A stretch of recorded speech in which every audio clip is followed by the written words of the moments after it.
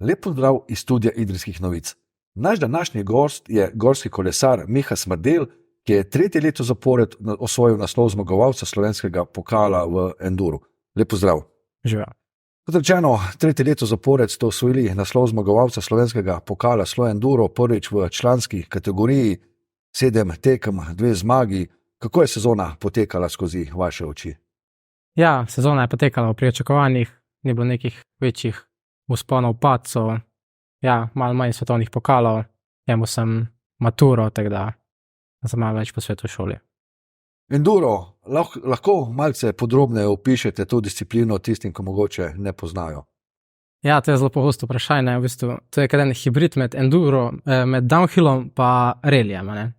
Imamo te tako imenovane brzince, na katerih se nam štopa cajt, brzinci so samo navzdol, se pravi spusti, ampak še zmeraj moramo s kolesom prhont na vrh hriba, da se lahko potem dol spustimo. Kako dolge so te dirke tekmovanja? Ja, sami brzinci so tam od 3, 5 tudi do 10 minut, dirka poteka, ja, 5-6 ur lahko tudi. V preteklih letih ste nastopali tudi v disciplini cross country, gre za olimpijsko disciplino, bili ste nenazadnje državni prvak v konkurenci do 15 let. Tej disciplini ste se odpovedali, zakaj? Zdi se mi, da se bolj najdem v endurotu in mi cross country ne leži to, ki je pa seveda odlična osnova za vse discipline, tudi cesto, ki da zelo veliko te motorike, gibanja na kolesu, tehnike, je zelo dobro za osnovo. Ste član mountain bike kluba Črni vrh nad Idrijo, ste pa sicer iz Godoviča in v Godoviču je gorsko kolesarstvo zelo razširjeno. Jakub Klemenčič je vaš sokrajan, ki je tudi že posega po odličnih mednarodnih dosežkih.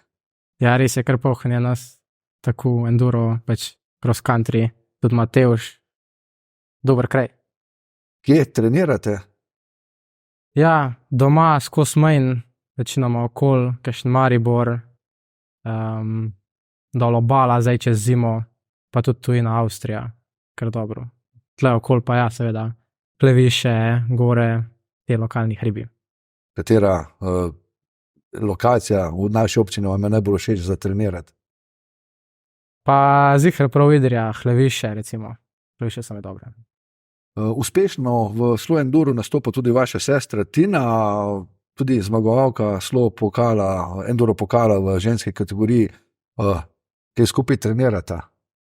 Ja, odkar sem na faksu zelo malo, prej pa svaja, predvsem vikende so šla kdaj skupaj na kolo, ampak imamo skupne treninge s celim klubom, bomo bili kar velikrat skupaj. Ja. Koliko treningov je tedensko, oziroma na kakšen način se pripravljate sploh v tem zimskem obdobju? Ja, večina treningov je v fitnessu, kjer opravljam te določene vaje za moč, stabilizacijo, pa še provam 2-krat, če mi znese 3-krat na teden na kolojet, ampak to je zdaj v teh razmerah čisto odvisno od tedna do tedna. Omenili ste, da je enduro sestavljenka nekaj vrste, bomo rekel, downhilla in relija. Tudi downhill tekmovanj se občasno udeležujete. Letos ste bili vsaj v polfinalu državnega prvenstva na Sorici, je kazal na odmeven dosežek, bili ste 7, ampak potem samo glavna dirka se ni najbolje išla za vas. Pa ja, downhill grem vost, ko mi caj dopušča, res je letos.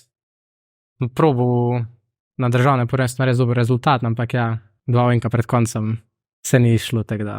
Kaj se je zgodilo? Ja, malo sem prišel prehitro v ovink in ni šlo skozi.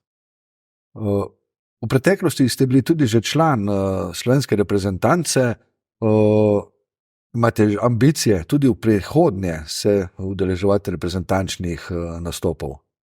Ja, to je bilo vprašanje kontra, je reprezentanca zainteresirana za nas, ampak za te svetovne pokale trenutno še ne, je pa letos svetovno prvenstvo na planu in upam, da nas bo pelala, ja. Svetovno prvenstvo, kakšna je tam v, svetovnem merilu konkurenca? Tak na svetovnih pokalih je predvsej več tekmovalcev, ja, tudi pač ful dobrih, a ne, in tudi elica 10 stopničk višje od nas, a nekaj v Sloveniji, nimamo toliko dobrih elit tekmovalcev. Ja, to je kar težko prijeti, že v top 10 se moraš res dobro pelet. Tudi v mlajših letih ste nastopili tudi v cestnem kolesarstvu, pa tudi tega ste opustili. Res je, to mi je bil predvsem zelo dober trening, ko sem še cross country tekmoval, zdaj pa nekaj ne najdeš cajta, tukaj tekom nekaj rabiš od počitka. Ko govorimo o kolesarstvu, namreč bom rekel, cestno kolesarstvo precej bolj prepoznavno v primerjavi z gorskim kolesarstvom. Kje mislite, da je tiči razlog tega? Prav zihar je razlog v tem, da precej več ljudi tudi cestno kolesara, ne?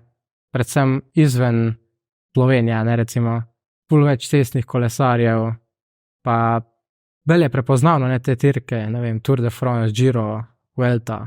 Tu gleda veliko ljudi, ne, cross countryja ne gleda toliko ljudi, ne, in pol seveda tudi ni denarja in Čeprav tudi na tem področju se spreminja, so prenosi, bom rekel, na znanih televizijskih postajah. ja, spreminja se, ampak itak bo še en cajt trajalo, da bomo prišli na ta nivo.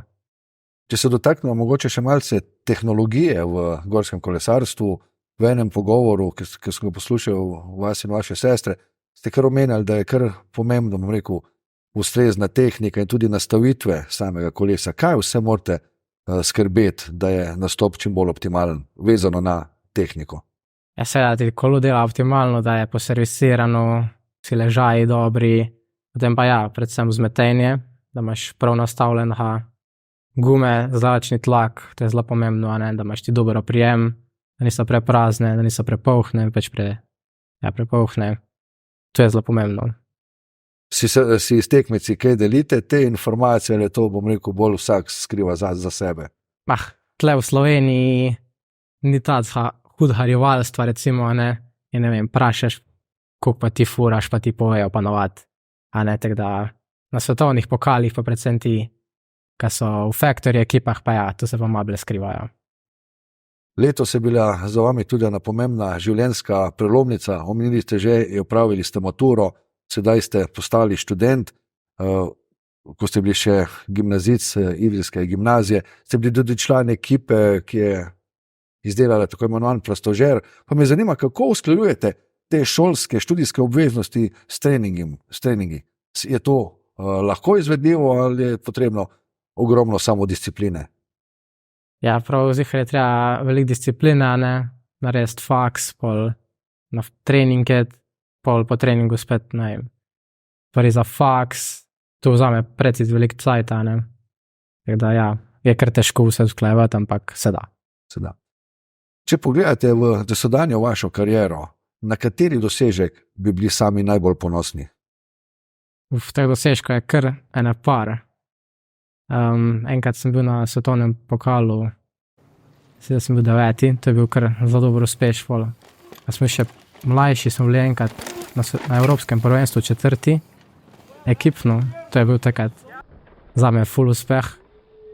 Drugače pa ja, tu, da sem 3. zapored zmahal pokal, to mi je tak lep dosežek. Se vidite v tej panogi, torej v enduru, tudi v prihodnje, oziroma kakšne so vaše želje, načrti vezani na kolesarstvo, na vašo športno pot?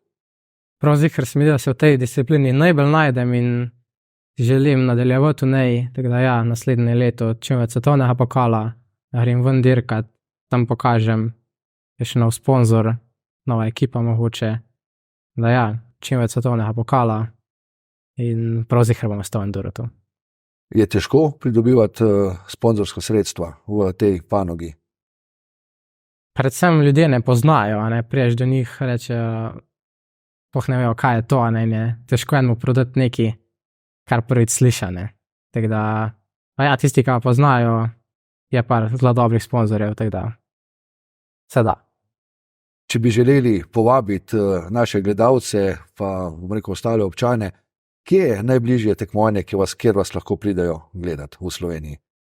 Najbližje po mojem Ajdovščina, to je prvi vikend v aprilu ali pa drugi, tako da vabljeni.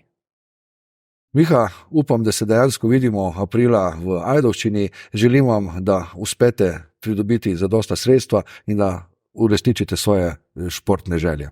Hvala. Vam, spoštovani gledalci, pa hvala za ogled tega prispevka in vabljeni tudi k ogledu ostalih oddaj Studia Idrijskih novic.